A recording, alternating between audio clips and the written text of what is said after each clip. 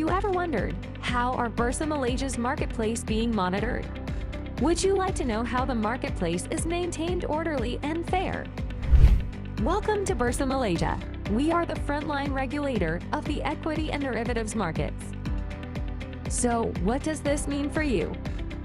Through Bursa Malaysia regulation, we ensure the markets you invest in are orderly and fair, so that you have timely, accurate, and complete information to make informed investment decisions, are able to trade in a fair and efficient environment, have confidence in your brokers to provide secure and trusted services to you. So, how do we protect the marketplace? We have multidisciplinary teams in Bursa Malaysia regulation that focus on specific areas while collaborating with each other to provide a comprehensive network of safeguards for investor protection. We also work closely with other regulators and law enforcement agencies. Real-time surveillance of the market. We have a market surveillance team that acts as your market police. They monitor the stock market against irregular trading activities in day-to-day trading.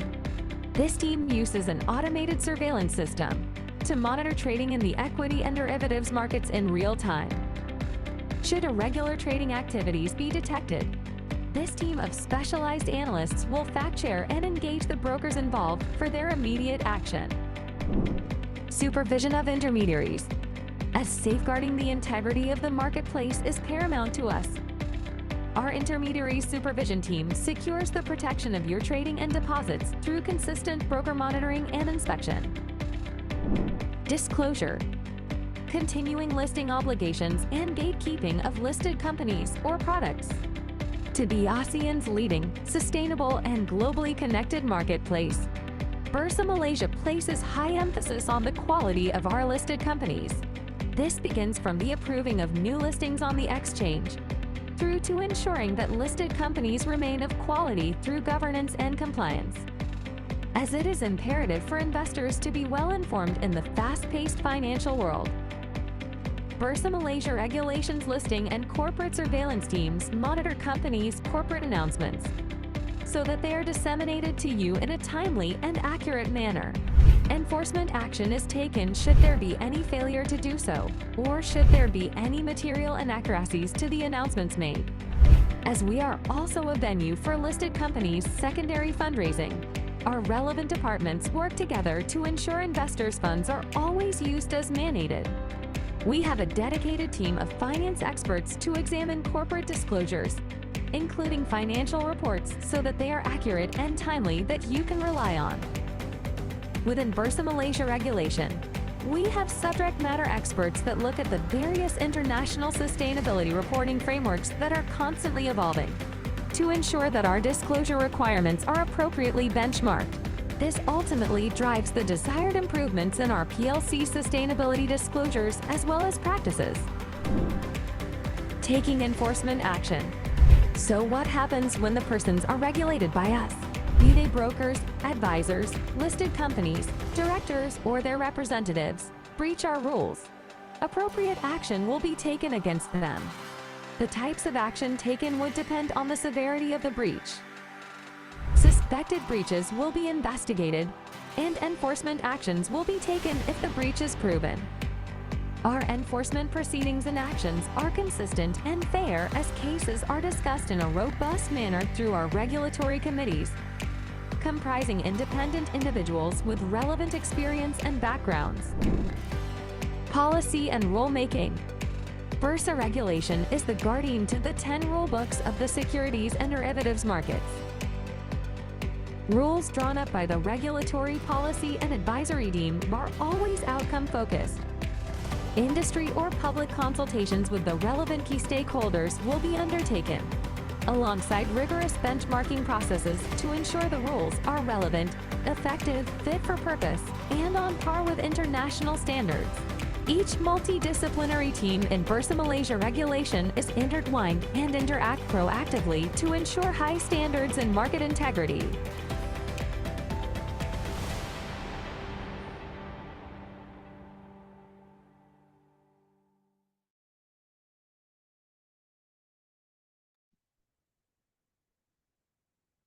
Hi everyone, welcome and thank you for joining us tonight. This session is brought to you by Bursa Malaysia and managed by LifeChamp. My name is Atira and I'll be your moderator for today's session. Our topic tonight is comprehensive Islamic financial planning and wealth growth. Now, if you are a Muslim investor, I am very sure you have asked yourself, how can I grow my wealth while staying true to my faith? Should I go for a long-term investment or is it better to have more balanced approach that still align with Islamic values? It's not just about growing your money, it's also about making sure your financial journey is guided by Sharia principles. What happens if an investment seems profitable but involve elements of riba and haram? How do you tell if something is really halal or not? These are the kinds of questions that we'll be exploring tonight. Before we start, just a quick disclaimer. Everything shared in this session is for educational purpose only. Nothing here should be taken as direct advice to buy or sell any securities. Please always do your own search before making any investment decision. Now, let me introduce our guest speaker, Mr. Faiz Wahab. He is a financial planner representative licensed by Securities Commission Malaysia and also a financial advisor representative recognized by Bank Negara Malaysia. He active in the industry, a member of a Malaysia Financial Planning Council and also a HRDF certified trainer.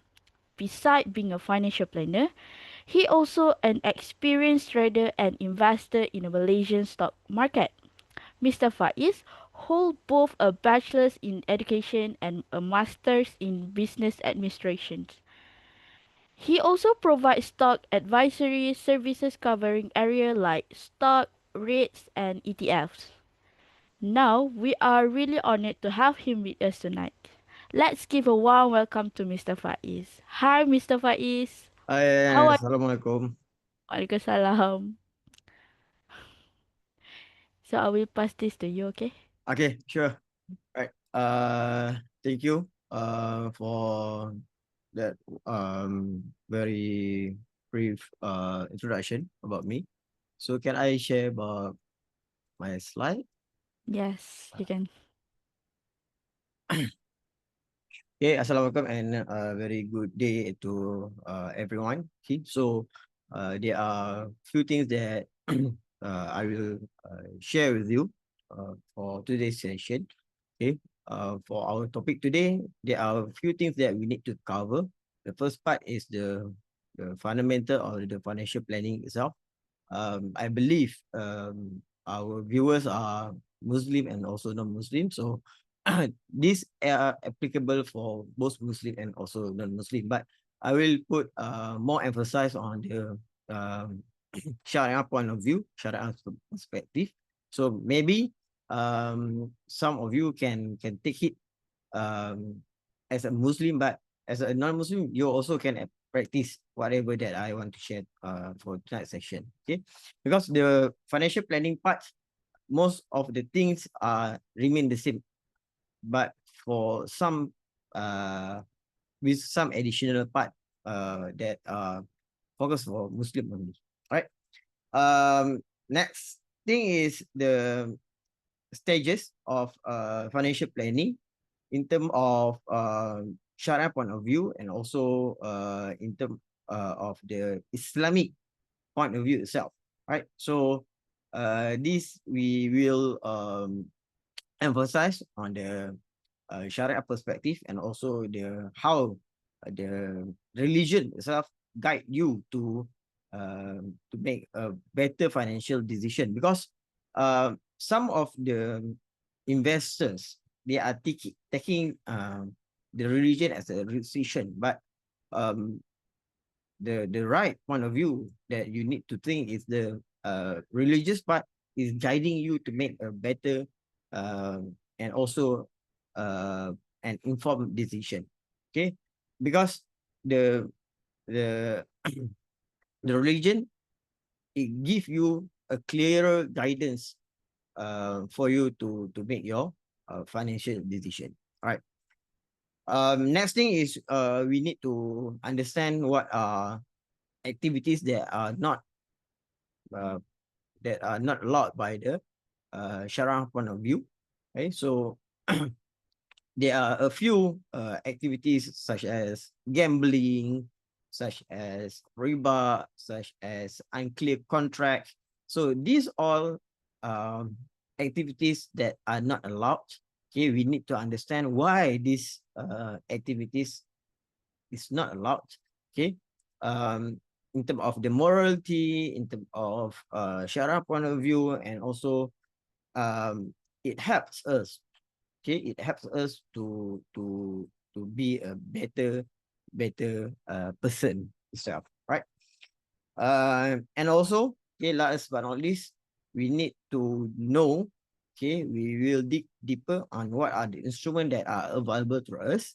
Okay, when you're talking about Sharia compliant instrument or Sharia compliant securities or stocks, okay, this is not um, only can be invested by a Muslim. Okay, these are the thing that I want to emphasize.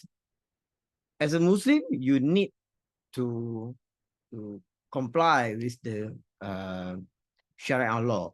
Okay, but for non-Muslim, you also can opt to to invest in such as manner. Okay, because right now we have uh very beautiful framework to to let us to invest in. Okay, because you need to understand this.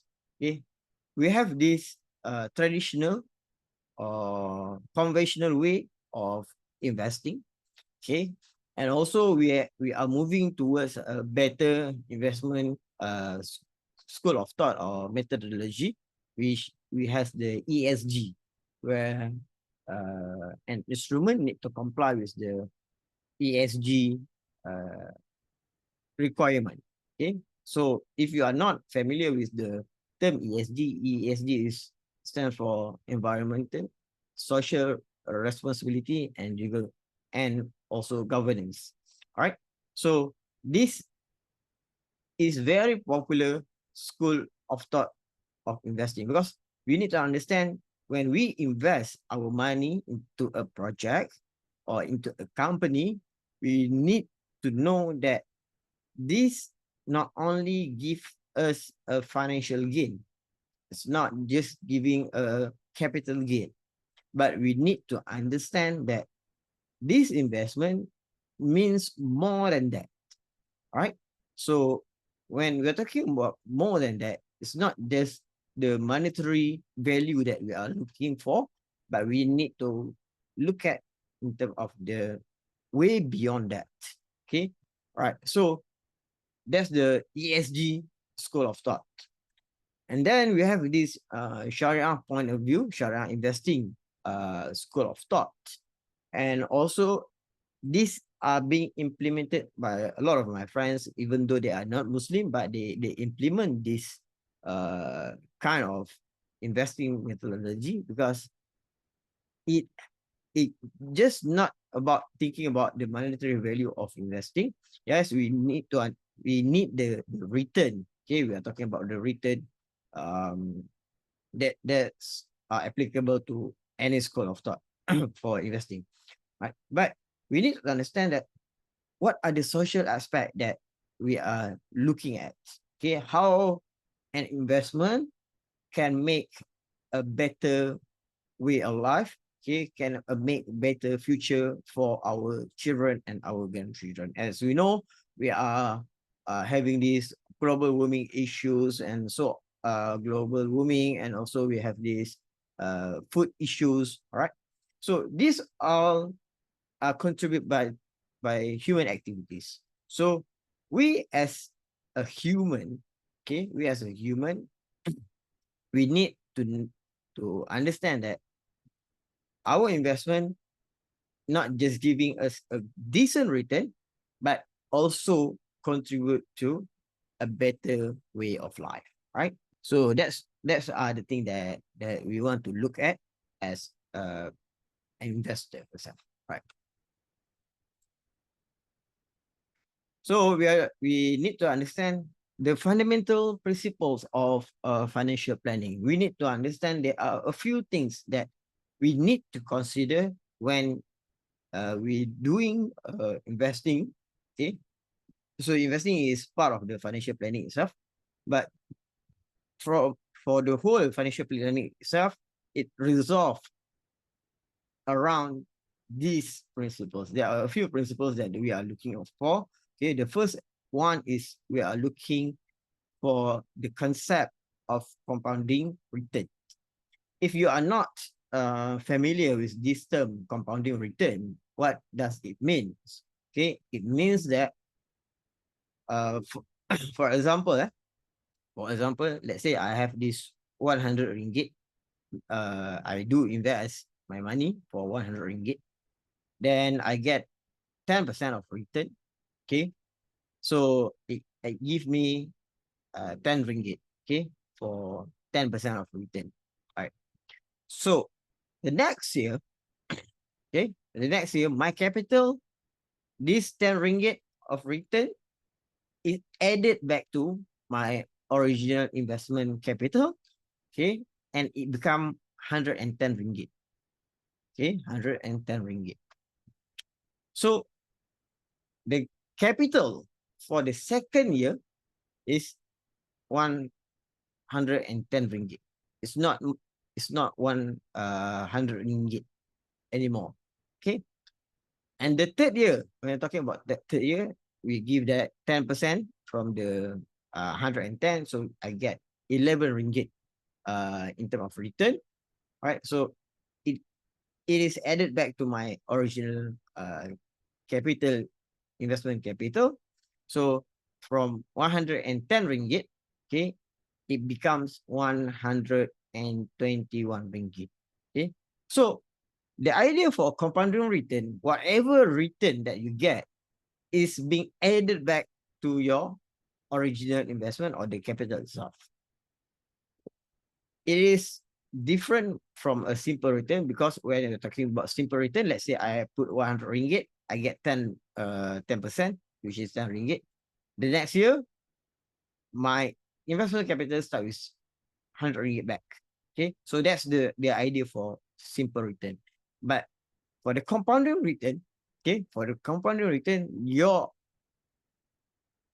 investment capital is growing bigger and bigger every time. Okay, and when talking about compounding return, we are looking into two variables. Okay, I'm not trying to show talk about the formula itself. Okay, you can look at for the formula in any investment book, or in fact you can Google for the formula itself, right? But the things that, or the variable that we need to focus on, there are two parts. Okay, for us to have a higher, okay, a higher investment return. Okay, so the two variables is time and also the return for investment, right? So there are few things that you can alter and also you can change, okay, to make you to have a better return. Okay, so let's say you go for seminars or classes, you become a better investor, you become a wiser investor, that can slightly improve your investment return, right? So if you have a higher investment return, so let's say Mr. A is having 6% and Mr. B is having 8% in terms of investment return, then obviously Mr. B are having, okay, the final amount higher than Mr. A. But when you're talking about increasing the investment return, it also means that you are exposing your assets into a higher risk. Okay, when you're talking about return, we cannot just looking into return per se, but it also comes with a higher risk. Okay, as we know, the higher the risk, technically we will get the higher return. But the right way for you to think is that, okay, for a higher return, you need to expose your uh, assets into a higher risk, right? So let's say you are we're talking about, let's say you invest in a more defensive portfolio. Okay. So maybe you go for balance fund or balance portfolio. Okay, so maybe you're talking about 6%, okay, of return. But when we are talking about more aggressive portfolio, okay, then we are looking for 8, 10, or 15% of investment return, but you need to expose into much higher risk. And as we know, the current global investment temperature is not that very uh, good right now, okay, because we are talking about there's a war, there is trade war, and also there are few economics things that are happening in terms of the global point of view, right? So it may concern some of you, okay, to expose to a higher risk, right? So maybe you want to take a safer measure, right? So that give us a restriction on what to play around. But okay, but what are more important? Okay, this is uh the key for me. This is the main thing that we need to understand when we're talking about the compounding return. The variable, the most important variable that you cannot change, and also that playing a vital role in terms of our um, investment future, is that the time element or the time variable. Okay, because as we understand, when you invest a longer period of time, okay, it gives us much significant investment return. Okay, let's say we are talking about a person invests for 10 years and a person invests for 20 years. Okay, it is obviously, okay, for this person who invests for 20 years, having, if not double, it may more than that. Okay, more than that. And why I need to emphasize on this thing is because for amount of investment return, you can change your portfolio. Okay, you can change your portfolio. You can expose your portfolio into a more aggressive portfolio, and you're taking a higher risk. But when talking about time, you cannot change your time. Okay, because let's say you already passed. Let's say you are 30 right now. Okay, you cannot get back to the age of 20. Okay, and as we know, as we growing older, we have a higher commitment. We have lower risk appetite. Okay, and we also need to secure for our retirement time. Okay, when we are bound to the retirement time, okay, then the amount of risk that we can take also very limited. Okay, unless you can work after you are 55 or 60, you have the planning, you want to work, you want to extend your working age, then that's a slightly different story. Okay, but most of us, we want to retire at 50 or 55. For some people, they may think about retiring much earlier. Okay, 40 or 45, they want to retire early. Then you have to start investing now. Okay, because time plays a vital role. Okay, in fact, for most of my clients, I do suggest, for them to start investing for their kids, right? As early as 6 months or 1 year, okay, you need to start growing their investment capital so that, okay, at the age of 18 or 20, they have a good fund to help them to uh, build their investment capital for the future. All right. So time plays a vital role and you cannot change time unless what you can do is you start investing now, because even though we're talking about, right, it's better late than never. Okay, it's very important. Okay, it's very important. It is better for you to start tomorrow than you starting way day after that. Okay, right. So for us to make for me to show you an example for compounding return and how it plays, right? So let's say you have these two situations. Okay, you are given the first option is that you get 10 cents, okay, but it double for every day for the next 25 days. And also you get this 1 million ringgit, okay, you get this 1 million ringgit, and this 1 million ringgit will sit there, okay, and will not compound or doing anything for the next 25 days, right? So most of us will tend to choose this 1 million ringgit, okay, because yeah, obviously 1 million ringgit suddenly bank into your bank account, right? So it it give us very big smile. Okay, it give us very big smile, and this is more lucrative, okay, compared to this 10 cent. Okay, but we need to understand the power of compounding effect.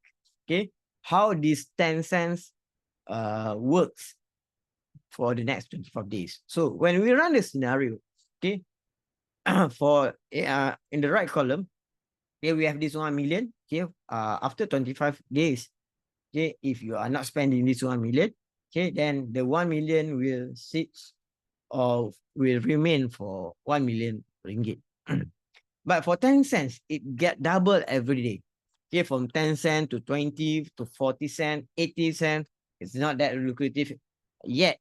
Okay, but when looking at the end results, okay, at the end result after 25 days, okay, from 800,000 ringgit, it become 1.6 million.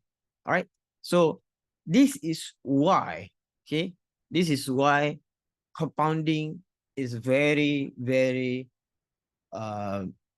is playing very, very crucial in terms of your financial planning and also your investment planning. All right. So that's why you need to start early. Okay,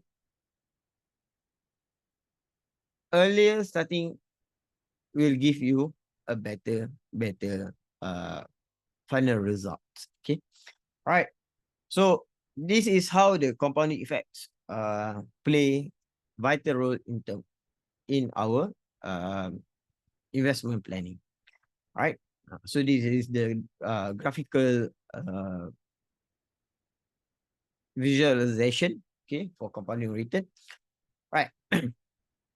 If you are looking into the charts, right, it become exponential near to the end of our investment. Okay, for the few years, we cannot see any significant changes for our investment, but due to the end, okay, it will grow exponentially.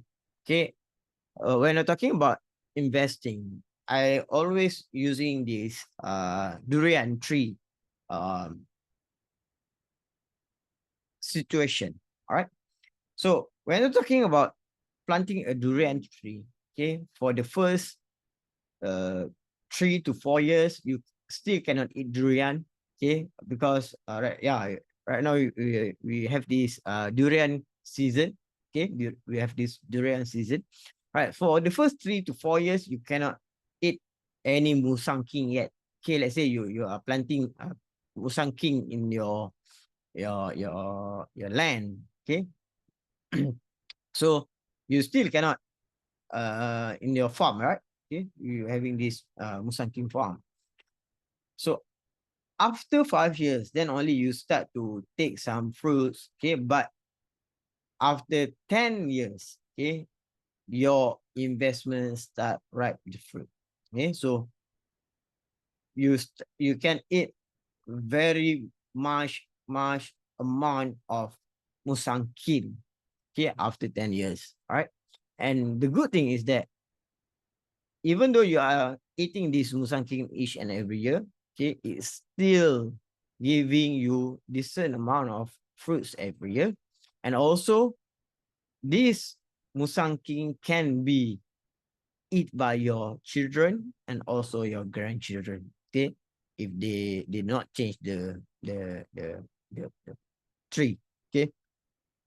Right now we have this musang king, maybe in future we have another variation, so we need to do the replanting. That's a different story. But if we are talking about you keep the same tree for the next 20 years, your next generation still can eat this musang king fruit, right? Okay, so let us give to for us to have a better understanding about compounding return. Okay, when I was talking about the time factor, okay, before. Okay, so we have these two guys. Okay, Mr. Iron Man. Okay, Mr. Iron Man save after the first 10 years. Okay, in 30 years. So basically, Mr. Iron Man, he save his money for 20 years. Okay, because after 10 years only he start his saving or investing, right? But Mr. Captain America, okay, he only save for the first 10 years. The rest of the years he did nothing. Okay, because yeah, we know this the backstory of Iron Man and also Captain America. Okay, Captain America, he was working as a military guy back then. Okay, then he can save his money. Okay, he able to save his money. Okay, until he was frozen in the iceberg. Okay, so after 10 years, he working as a military guy, then he get frozen in the iceberg and he cannot save his money anymore. But for Mr. Tony Stark, okay, Mr. Iron Man, uh, he live in wealth and he think, oh, I don't have any needs to invest, or I don't have the needs to save my money. Okay, only after he being captured, then only he realized, oh, okay, I need to build some of my saving or investment fund, okay, for my future. So this is what happened to these two fellas, right? So when I'm talking about Mr. Tony Stark, let's say he saved his money 100 ringgit per month. So every year he can save about 1,200 ringgit. Okay, so at the age of 30, he start his saving. Okay, at the age of 50, okay, at the age of 50, he only has 47,000 ringgit. Okay, he been saving his money for 20 years.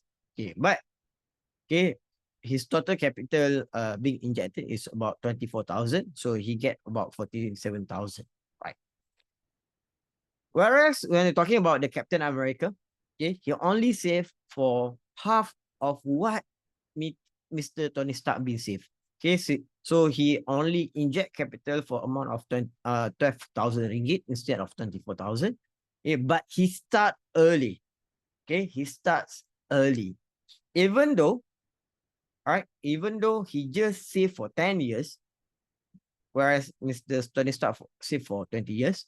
Okay, but Mr. Captain America start early. Okay, at the age of 20, he start his saving. Okay, he save for 100 ringgit per month for the rest of 10 years. Okay, the total capital injected is 12,000 ringgit. Okay, at the age of 50 ringgit, sorry, at the age of 50, okay, he has about 53,000 ringgit, where he has a higher, higher, uh, higher investment return compared that Mr. Tony Stark. That's why I say earlier, okay, and what I want to emphasize on this thing is you need to start earlier. Okay, the best time for you to start is the earlier as you can. Okay, as early as you can. If you invest early, then you can have a better chance or a better investment return. Okay, that's why I already say that invest as early as you can, because as we know, when we're talking about these two scenario, okay, Captain America did much better uh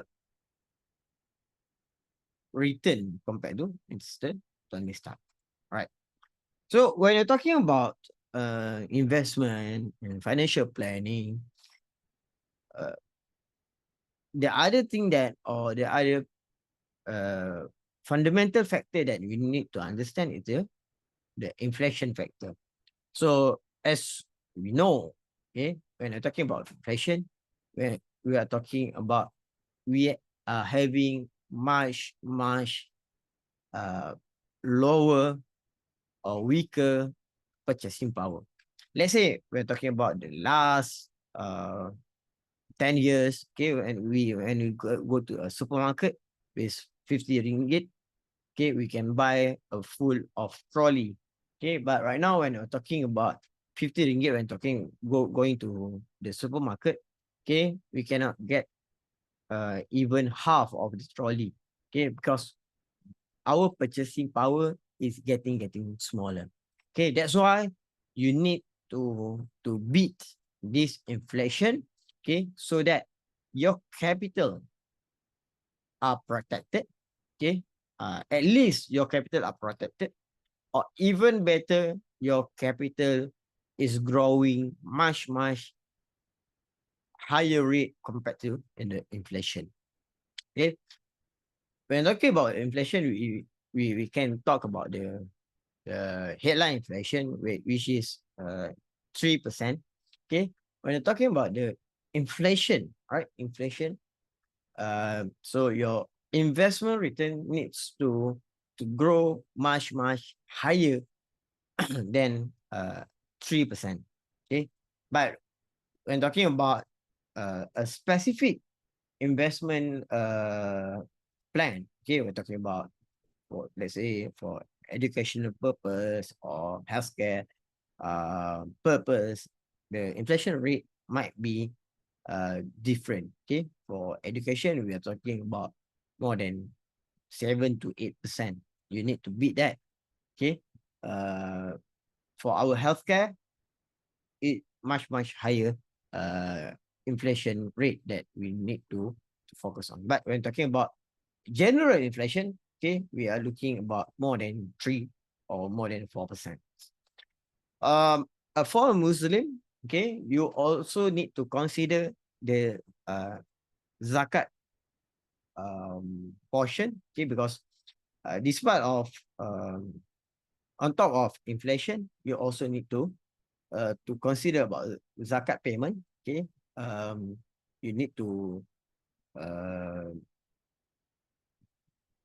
have an additional 2.5%. Okay, so let's say we're talking about inflation 3% and your zakat 2.5%. So you need your you need your investment return to make much more than 5.5%. Okay, we add 3 to 2.5, so you need to beat this 5.5%.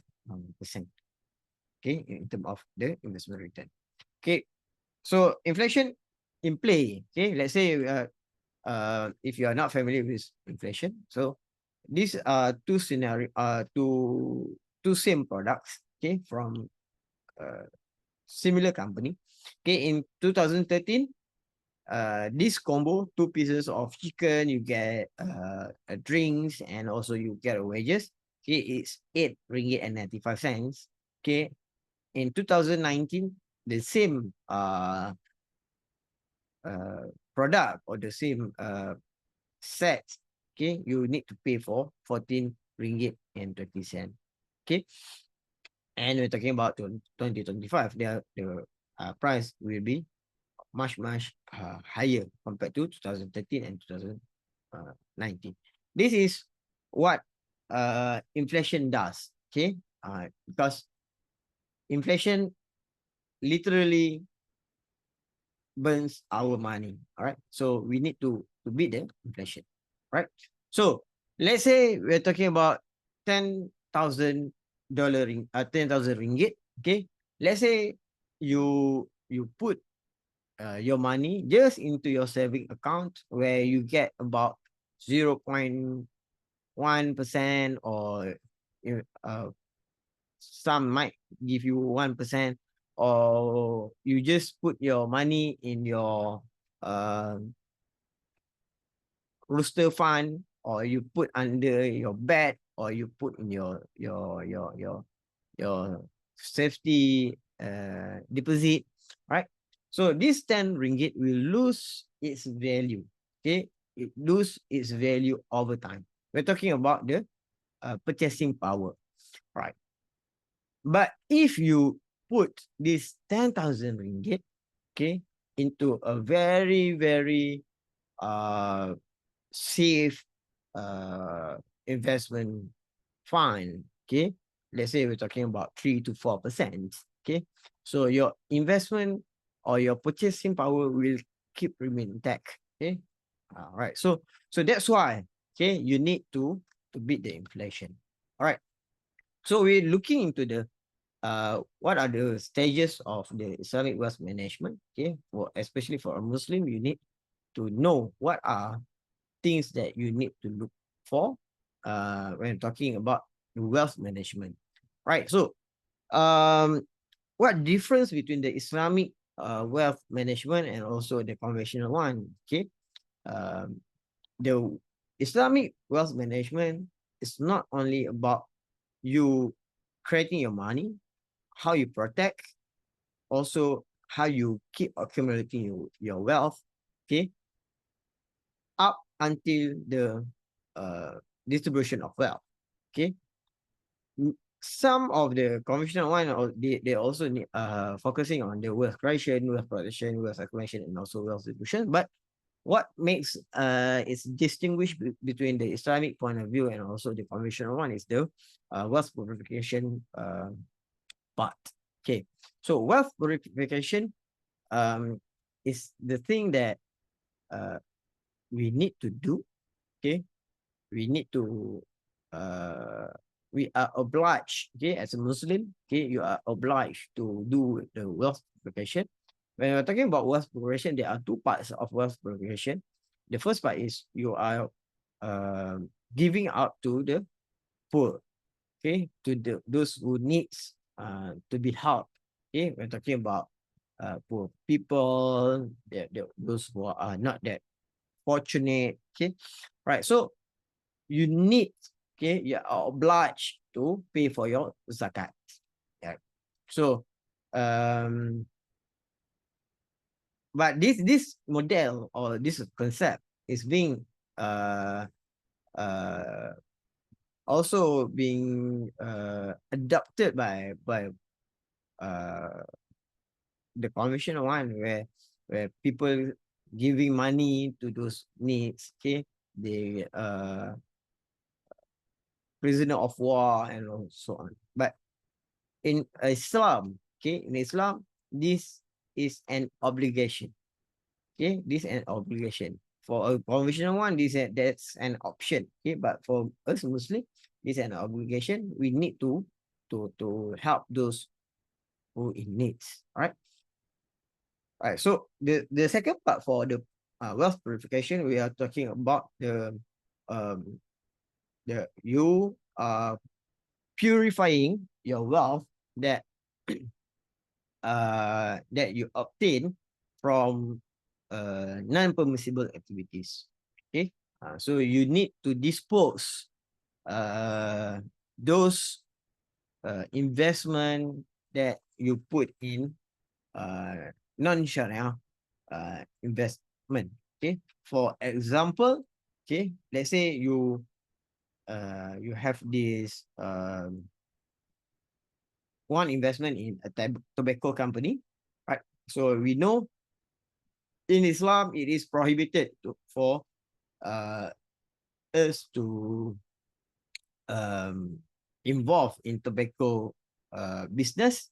So let's say you have uh, your investment in tobacco company, then you need to purify or you need to cleanse. Okay, you cleanse the amount of capital gain from this investment, right? So there are a few methods, okay, that you can do, okay. So you can go to start to help you on how you want to purify your wealth. All right. So when talking about wealth creation, okay, this is the important part. The first and the first part, okay, for wealth management is wealth creation, where you create your wealth. Okay, so let's say you get your wealth from salary or businesses or trading. Okay, so whatever activity that you are doing it daily to get payment. All right, so you can be a salary person, you can get it from royalty, you can get it from businesses. So that's how you create your wealth. And after you are creating your wealth, okay, you need to protect whatever you have. Okay, you need to protect whatever you have. Okay, let's say you have a piece of land. Okay, you already acquire a piece of land. Okay, you already have the land. The first thing before you start planting any durian tree, or you want uh to build a farm, or you want to raise a cattle, right? So whatever things you want to do with this piece of land, okay, the first thing you need to do is you need to protect this land. Okay, so let's say we want to protect our land, then we need to build fences around this land, right? So the same things about our wealth, okay, we also need to protect our wealth.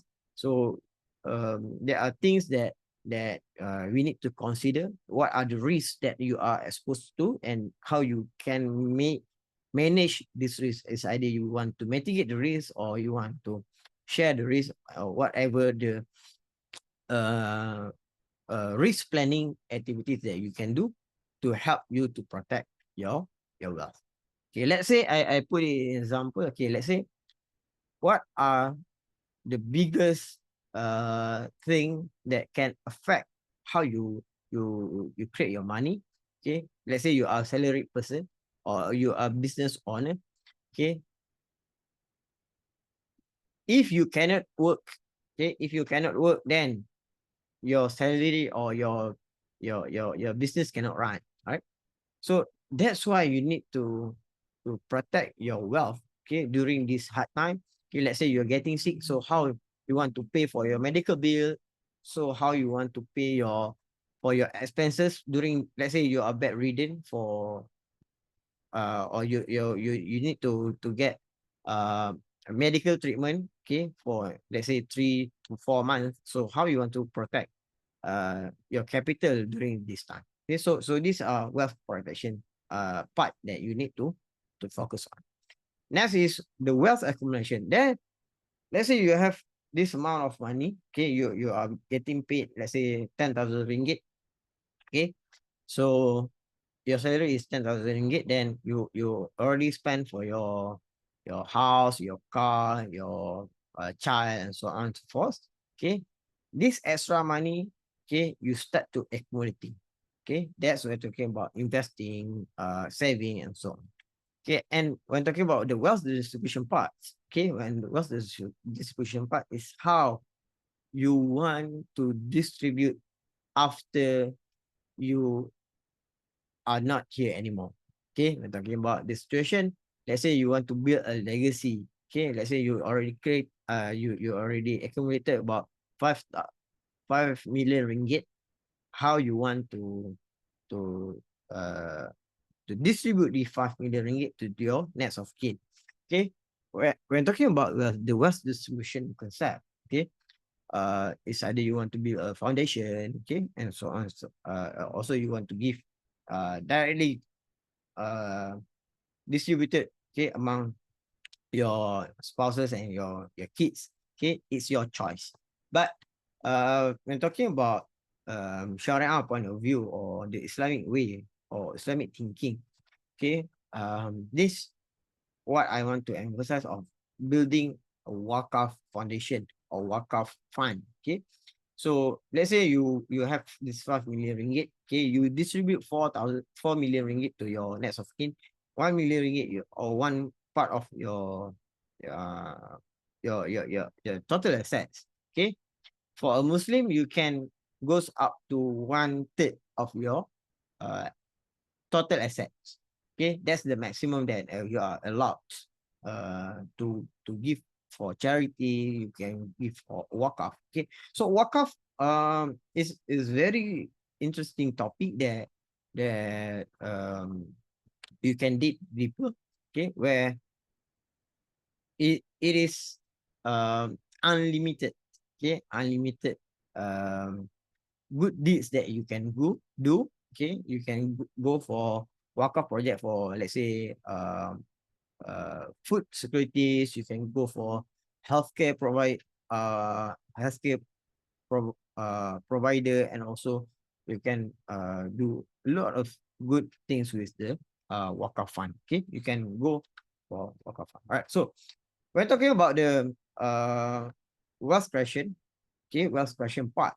Okay, I don't want to go very deep for each and every element, but I want to go for the first part when talking about the cash flow. Right. So it's very important for us to manage our cash flow. It's not necessarily you get a better salary, you can save more. I have been seeing people with 20,000 ringgit, 25,000 ringgit per month. Okay, they cannot save single cent. All right. In fact, they spend more than that. Okay. Okay. So they are heavily indebted. All right. So the cash flow management is not about how much you get, but how much you manage whatever you get. Okay.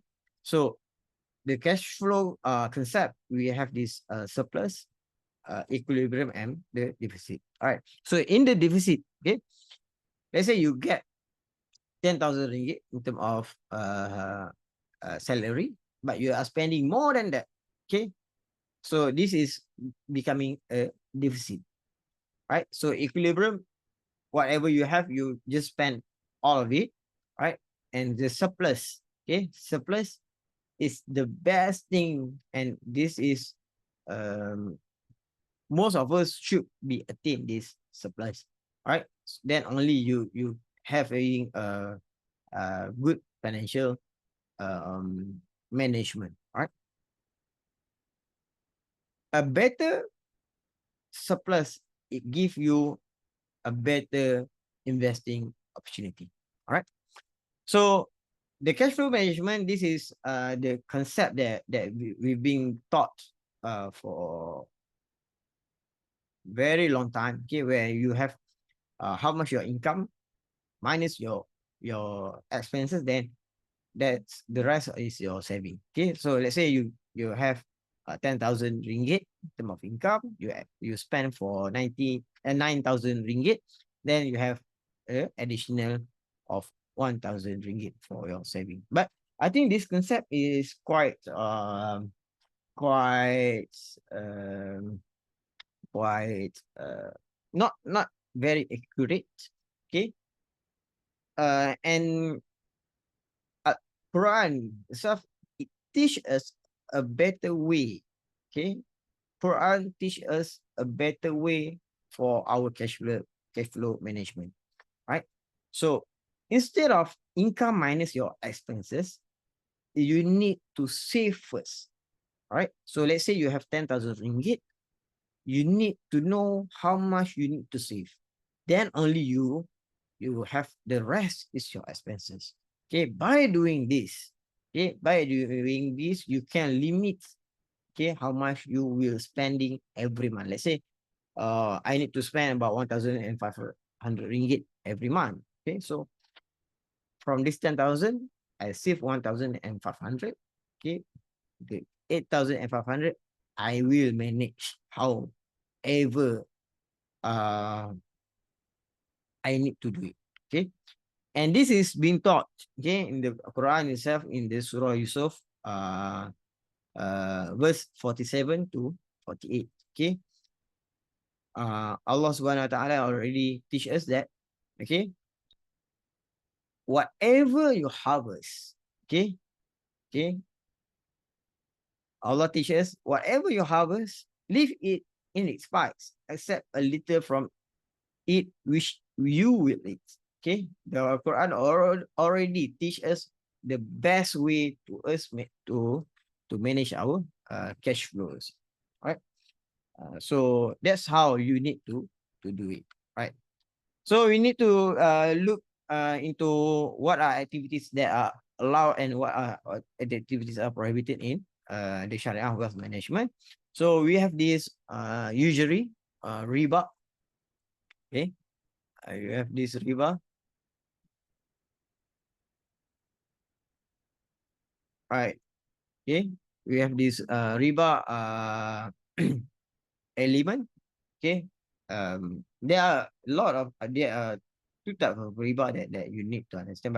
But I think the most we are more familiar with. Okay. Let's say I borrow 1,000 ringgit, then I have to pay, let's say, 1,200 ringgit. So that's considered as riba, and that's not allowed in Sharia point of view.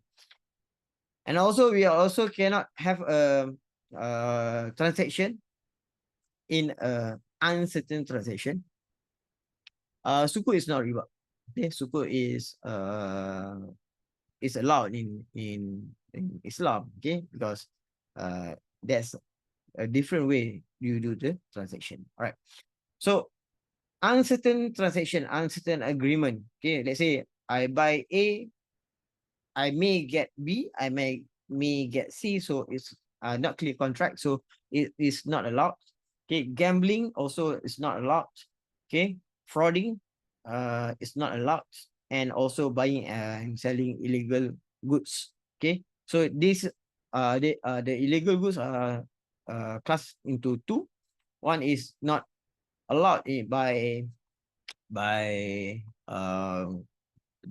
law. Okay, and also it's not allowed by the Sharia point of view. Okay, let's say we are talking about tobacco. Tobacco is allowed by our government, right? But it's prohibited by the Sharia. So tobacco is prohibited activities there for Islam. Defense stocks like weapon manufacturer company, yes. Okay, why buying defense stocks is not Sharia compliant? Okay, because when we're talking about weaponry, okay, weapon company, okay, it's about killing people. All right, it's about killing people. The only things you want to do is buying heavy machinery, having weaponry, okay, if is to kill people. And in terms of Sharia point of view, okay, killing people is something prohibited, and it's not in line with the maqasid of Sharia. So that's why, okay, investing in uh, manufacture weapon manufacturing company is not allowed. Okay, you are only allowed to buy weapon to protect yourself, right? But it's not something for you to invest in, right? So that's different things. Okay, you are allowed to defend yourself, but you are not allowed to invest in those companies. Okay, because it's about taking other people's life. Okay, in terms of marketing and Sharia, we want to preserve the harmony. We want to have this peace thing. So yeah, it's not what we want to do, okay, unless for defending yourself. That's the difference. That's the difference. Sorry. Okay, so when talking about Sharia compliant instrument, okay, there are a few options that we have. Okay, we can buy directly businesses. Okay, let's say you want to buy energy company. Okay, you can buy Tenaga Nasional, you can buy YTL Power. Okay, um, let's say you want to buy a retail company, you can buy Eon, you can buy Padini. Okay, also FNB, there are a lot of FNB that are listed in Bursa Malaysia. Okay, also we have these technology companies. Okay, um, and so on and so forth. We have very about 1,000 companies that are listed in Bursa Malaysia. So there are a lot of varieties that we can choose from. Okay, you want to buy a hospital, also are listed in our Bursa Malaysia. All right. So next one is we also can buy Islamic ETF. Okay. We can also buy Islamic ETF. So it gives us a better option. Okay, we will go for ETF in detail after this. Okay, and also we can option for REITs. What are REITs? REITs are for real investment. Okay, investment trust. Okay, so how is the Sharia process being done? Okay, so a company, okay, they will go to the security commission for this screening process. Okay, so they need to pass this four criteria. Okay, then only they get the Sharia compliant. If they fail any one of it, okay, they will directly classify as Sharia non-compliant securities. Okay, in terms of the new landscape for investors, okay, who are looking for full-fledged Sharia compliant securities. Before this, we only have this half of the process complied with the Sharia. Okay, where only you have this conventional deposit account. Okay, conventional trading account. Okay, it's subjected to interest. Okay, so that's prohibited in Islam. So right now we have the full-fledged Islamic landscape where uh, the the your deposit, okay, are Sharia compliant. Your securities that you are buying are also Sharia compliant. Your trading, clearing, deposit, and also settlement are Sharia compliant. It's full-fledged, okay, from end to end. So give a better option for a Muslim to invest in. All right. So what are the Islamic brokers that are listed? So you can look for. All right. So when talking about companies that are listed in Bursa Malaysia, okay, we have almost 81% that are Sharia compliant, only 19% that are not Sharia compliant. Okay, so you will have this majority of the shares are Sharia compliant. So as a Muslim, it is a must for you to to invest in Sharia companies. Okay, you cannot having this ruksa and so on. Okay, so there are no exceptions. Okay, for you to buy a non-Sharia securities. So it is must for a Muslim to buy Sharia compliant securities. Okay, but for non-Muslim, you can opt to invest in non-Sharia or Sharia. Okay, no problem. Okay, it's not necessarily means that Sharia companies only for Muslim only. Okay, for non-Muslim also can buy Sharia or non-Sharia compliant securities. Okay, so what are equity markets? Okay, or what are share markets? Okay, so basically, we as investor we buy a part or a portion of the companies. Okay, so you are technically owning the companies. So let's say the companies giving making a better profit, so they give out dividend to you.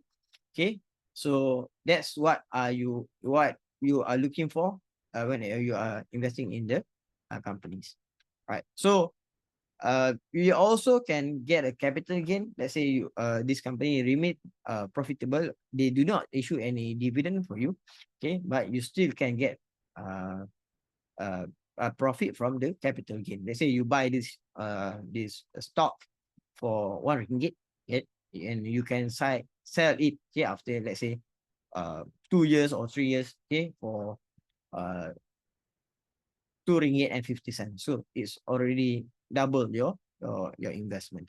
Okay. Right. So that's what we are looking when talking about the equity market. Okay.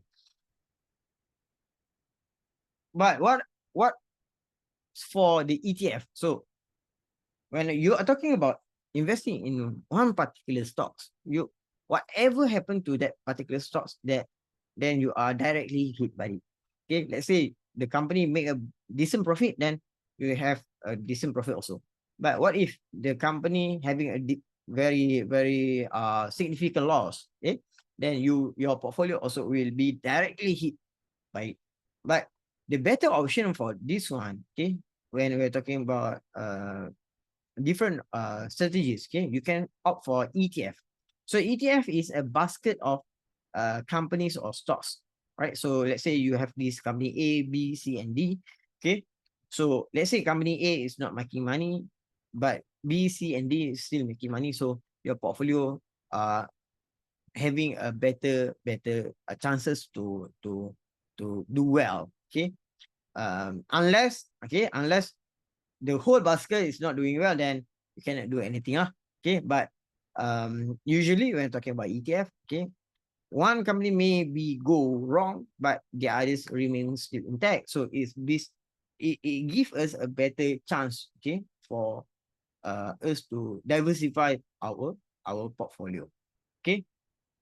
The buying and selling process is same like stock, so it much easier for us to handle our portfolio. Okay, so let's say we are talking about this EQ8 Dow Jones US 1350 ETF. So this company, this ETF gives us the opportunity to invest in the US stocks. We have this Apple, Nvidia, Microsoft, Amazon, Meta, which is the Facebook and Instagram, Alphabet, which is the Google, Eli Lilly, Broadcom, and also Tesla. All right, so if you want to invest in the US stock market, you can go directly to the US stock market, or you can have a better option. You just buy this ETF, and you have this better way to diversify your portfolio. Okay, for the REITs, okay, we're talking about companies before, but right now for REITs, what we are looking into buying asset management companies. All right. So when investor invest in REITs, okay, then this asset management company, they will manage the assets. Okay. When they get the rental income, they collect the rental income from their tenant. Okay. And they will distribute, okay, whatever portion of the profit, okay, to all their investors. Okay. So maybe you are looking for more defensive portfolio or strategy, then you may opt for REITs. Okay. So for example, we have this KLCC REITs. Okay, so what is the portfolio under KLCC REITs? So it is the Petronas Twin Tower, Menara 3, okay, the third tower also under its portfolio, and also the ExxonMobil Tower, okay, under the KLCC REITs. So what are, you need to understand what are the portfolio or the asset under management for each and every REITs. So maybe you go for retail, shopping mall, also you can go for warehouse, okay, or you can opt for hospital, okay. So there are a lot of REITs that are listed in Bursa Malaysia. Okay, when talking about the Sharia investing, people are very pessimist. They want to know is either this Sharia investing or Sharia school of thought of investing, is this school of thought can make money or not, right? Because that's the main question that people will ask, right? Because at the end of the day, okay, at the end of the day, what matters for us is we want to make money, right? So when we are talking about these two indices, we have this FBM KLCI, the blue line, and also we have the FBM Sharia Index. When we are talking about these two index, okay, these two indices, the FBM KLCI, the blue one, okay, compared to the FBM Sharia, okay, over the time, okay, over the time, okay, the FBM Sharia is performing much better compared to the FBM KLCI. Okay, so from this comparison, okay, from this comparison, we can freely to say that, okay, you still can make money, okay, because people are thinking, oh, there are so much restriction now, can make money or not, okay. Yes, you still can make money, okay, provided, okay, you are buying the right stocks, okay, because even though we are talking about these indices, okay, this indices, the FBM Sharia is outperform the FBM KSI itself, okay. If you're buying bad stocks or you're buying the wrong stocks, then it's a bad investment decision, okay. So you need to do your due diligence, you need to do your study, okay, to choose a right stock so that you don't pick a bad apple, right? So that's the thing that you need to understand when talking about the Sharia investing. Overall, when talking about the overall performance, okay, yes, we can say it is outperforming the FMKSCI, but you need to find the right stocks, okay. It doesn't mean that you are promises 100% or guaranteed profit. No, okay, there's no such thing as guaranteed profit, okay, but you are having a better option, okay. But if your performance is weaker, then you need to revisit, okay, your investment strategy. Maybe you need to do extra work, okay, to study the fundamental of the companies, and so on and so forth, okay. So it's you need to upgrade your knowledge lah, okay. Right. So I think we already come to our Q&A session. So I think we have few questions here. Okay, we have few questions here. Okay, Atira, Yeah. you want, Can you see my slide? your slide. Okay, Can you see my slide? The Q&A slide. yeah. Okay. Okay, I would like to thank Mr. Faiz for the insightful sharing. So currently we're moving for the Q&A session. So for those who have a question, feel free to type them into the Q&A box, and I will read them out for our speaker to answer. So right now I see the question. So she asked, is suku is riba? Okay, I think I already answered in my presentation before. Okay, so suku is a different instrument. Okay, I already shared about the share market. Already shared about the ETF and also the REITs. Okay, but suku is another instrument that we can buy and sell in the platform. Okay, so when talking about suku, okay, suku is different from bond itself. Okay, the concept of suku may be similar to this bond itself. Okay, but it has a different transaction. Okay, different type of transaction. Okay, it's not about buying and lending money. Okay, but you are sorry, it's not about lending money, okay, but it's about buying and selling an assets. Okay, so in term of Sharia point of view, okay, suku are permissible and it's not considered as riba. Right? Okay, the next one is FBM. FBM Sharia consists of top 30 Sharia stock.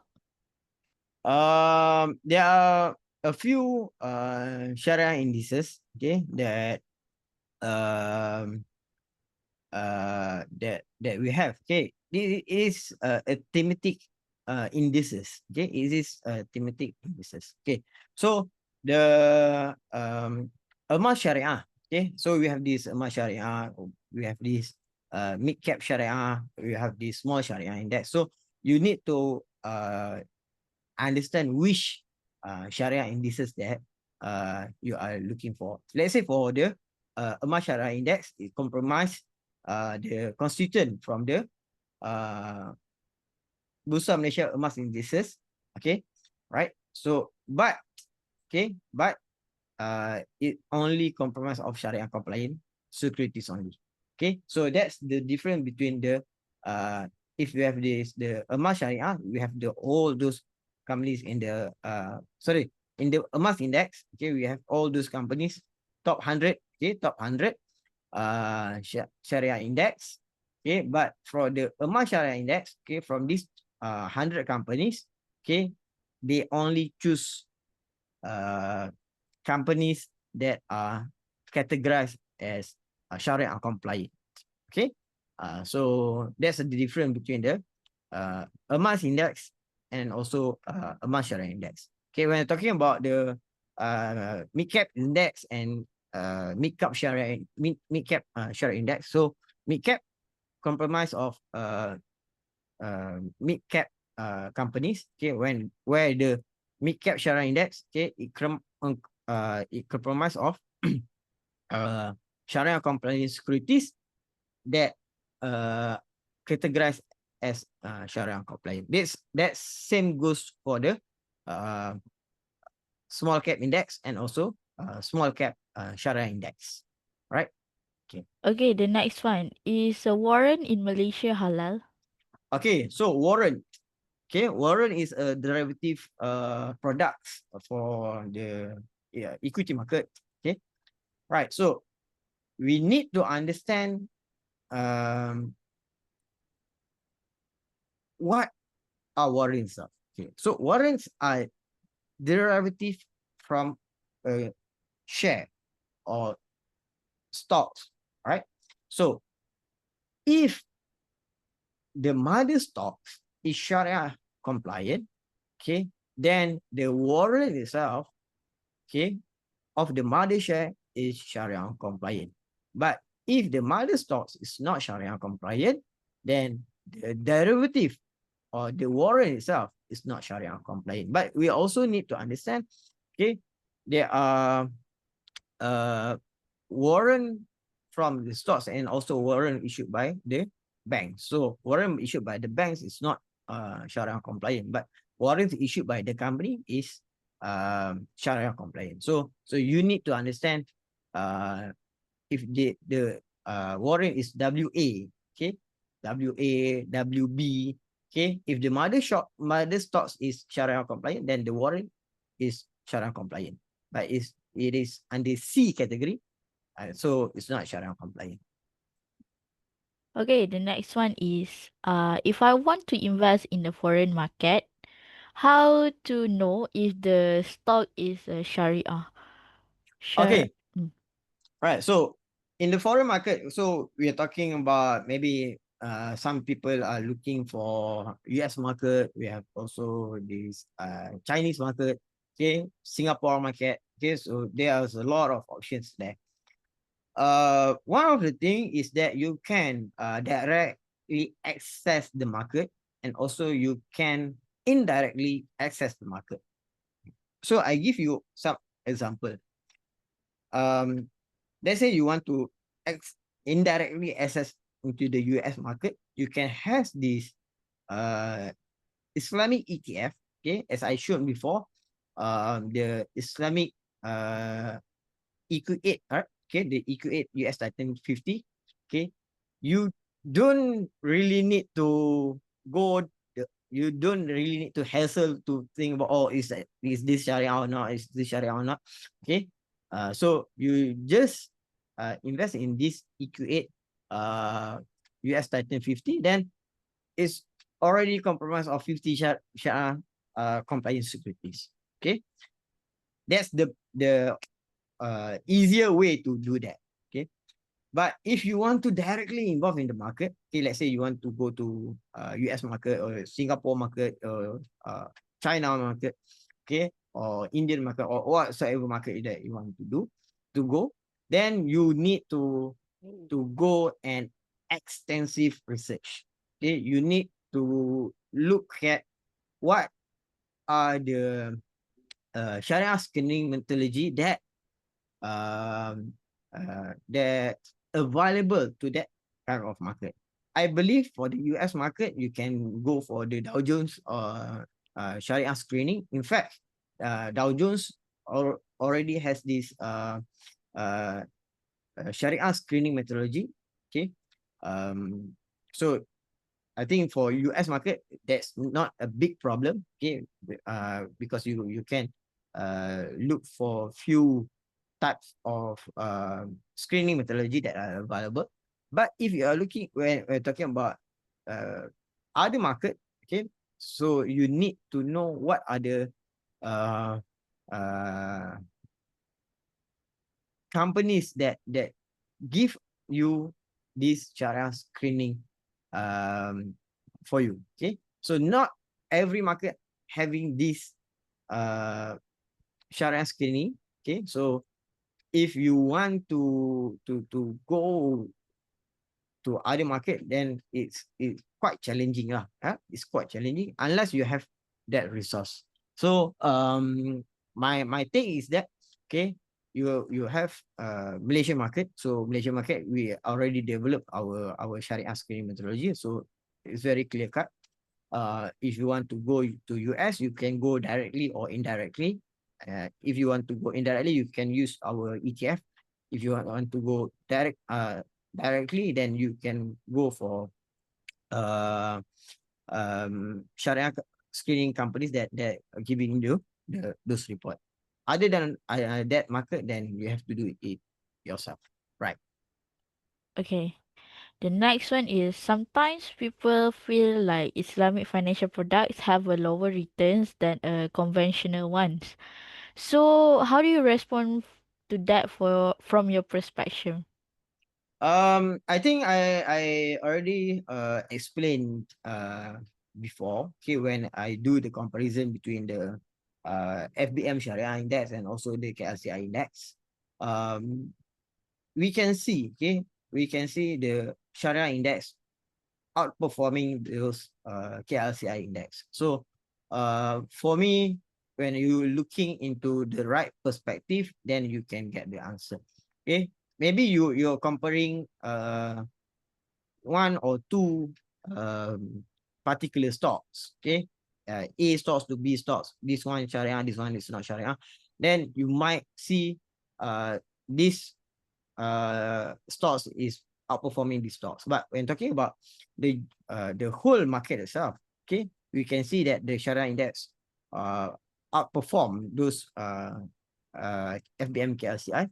In fact, okay, when we do very very specific time frame, especially when we're talking about the COVID time. Okay, during those COVID time, okay, the Sharia index remain resilient. That's the thing that you need to understand, that the Sharia index remain resilient compared to the FBMKSCI during the COVID time. Okay, so I've been monitoring this data for I think since 2018. Okay, since 2018, and we can see over the time.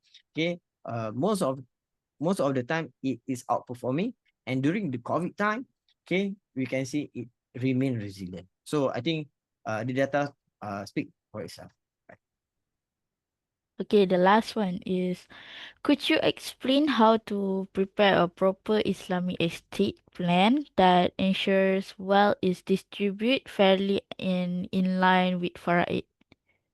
Okay, so for estate planning or estate management, so you need I cannot give you a very specific or detailed instruction on how you to do it, because we need to look at what are the family structures, okay, what are your interests, okay, what you want to do with your wealth. Okay, so there are a few things that we need to consider. So from your family structure, okay, because we know the Faraid law it give priority to those men, okay, those men compared to the female. But if we're talking about estate management, it's not about